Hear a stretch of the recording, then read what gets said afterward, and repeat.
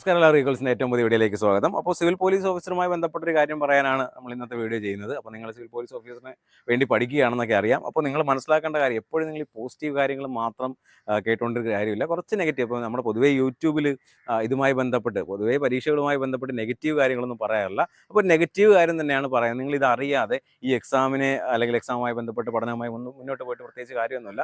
അത് പറയുന്നതിന് മുമ്പ് നമ്മുടെ സിവിൽ പോലീസ് ഓഫീസറിൻ്റെ ഏറ്റവും പുതിയ ബാച്ച്, ഈക്വൽസിൻ്റെ ബാച്ച് ആരംഭിച്ചിട്ടുണ്ട്. രണ്ടാമത്തെ ബാച്ചാണ്. 100 പേരാകുമ്പോൾ നമ്മൾ രണ്ടാമത്തെ ബാച്ചും ക്ലോസ് ചെയ്യുന്നതാണ്. അപ്പോൾ എത്രയും പെട്ടെന്ന് തന്നെ നിങ്ങളുടെ ബാച്ചിലേക്കുള്ള അഡ്മിഷൻ ഉറപ്പുവരുത്തുക. അതുപോലെ തന്നെ ഈക്വൽസിൻ്റെ ഓഫ്ലൈൻ ബാച്ചും ആരംഭിച്ചിട്ടുണ്ട്.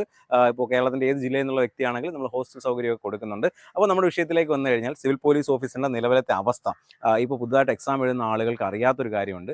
നിലവിൽ ആൾറെഡി ഒരു ലിസ്റ്റ് വന്നിട്ടുണ്ട്. ആ ലിസ്റ്റിലേക്കുള്ള നിയമനമൊക്കെ നടന്നുകൊണ്ടിരിക്കുകയാണ്.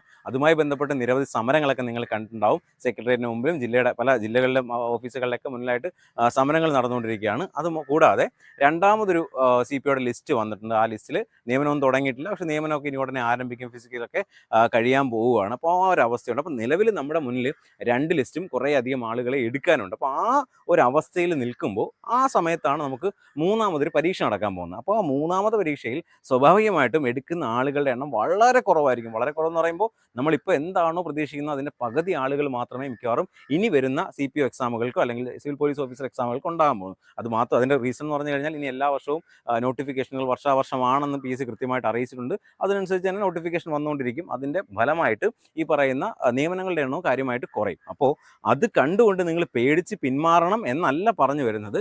നിങ്ങളിപ്പോൾ മുൻപൊക്കെ നിങ്ങൾ എഴുതിയ ചേട്ടന്മാരോടൊക്കെ ചോദിച്ചു കഴിഞ്ഞാൽ സിവിൽ പോലീസ് ഓഫീസർ ആകാൻ ഭയങ്കര എളുപ്പമാണ്.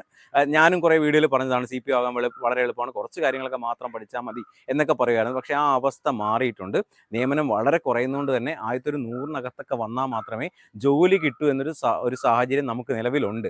അതുകൊണ്ട് ആദ്യമായിട്ടൊക്കെ എക്സാം എഴുതുന്ന ആളുകളാണെങ്കിൽ ചേട്ടന്മാരും ചേച്ചിമാരൊക്കെ ചോദിക്കുമ്പോൾ ചുമ്മാ പോയി ഇംഗ്ലീഷും മാത്സും കോൺസ്റ്റിറ്റ്യൂഷനും സ്പെഷ്യൽ ടോപ്പിക്കും മാത്രം പഠിച്ചാൽ മതി, ജോലി കിട്ടുകയെന്നൊക്കെ പറയും. ഞാനും അത് പറഞ്ഞിട്ടുണ്ട്. ഞാനതൊക്കെ പിൻവലിക്കുകയാണ്. നിലവിലത്തെ സാഹചര്യത്തിൽ നിങ്ങൾ നല്ലൊരു മാർക്ക് വാങ്ങിയാൽ മാത്രമേ ജോലി കിട്ടത്തുള്ളൂ. ജോലി എന്ന് പറയുമ്പോൾ 100-നകത്ത് റാങ്കിന് വരാനുള്ള രീതിയിൽ പഠനം മുന്നോട്ട് കൊണ്ടുപോയാൽ മാത്രമേ നിങ്ങൾക്ക് CPO ആകത്തുള്ളൂ. അതുപോലെ തന്നെ ഒരു ട്രിക്ക് കൂടി പറഞ്ഞുതരാം.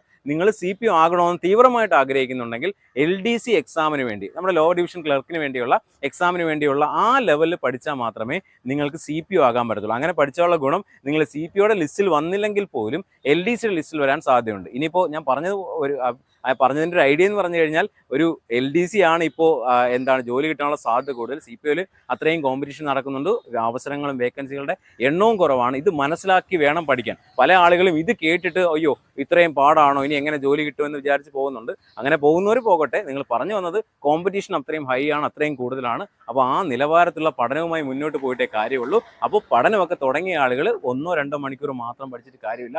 ദിവസം ഒരു 4-5 മണിക്കൂർ നിങ്ങളുടെ എക്സാമിന് വേണ്ടി മാറ്റി വെക്കണം. അതൊരു 3 മാസം കൊണ്ട് സിലബസ് കംപ്ലീറ്റ് ചെയ്യുന്ന രീതിയിലുള്ള ഒരു പഠനമായിരിക്കണം നിങ്ങൾക്ക് വേണ്ടത്. ഇതുമായി ബന്ധപ്പെട്ട് എന്തെങ്കിലും സംശയങ്ങളുണ്ടെങ്കിൽ നിങ്ങൾ ഈ ചാനലിൻ്റെ ഡിസ്ക്രിപ്ഷനിൽ അല്ലെങ്കിൽ കമൻറ്റ് ബോക്സിൽ രേഖപ്പെടുത്തുക. ചാനൽ വീഡിയോസ് ഇഷ്ടപ്പെടുന്നുണ്ടെങ്കിൽ ചാനൽ സബ്സ്ക്രൈബ് ചെയ്യുന്ന കാര്യം കൂടി പരിഗണിക്കുക.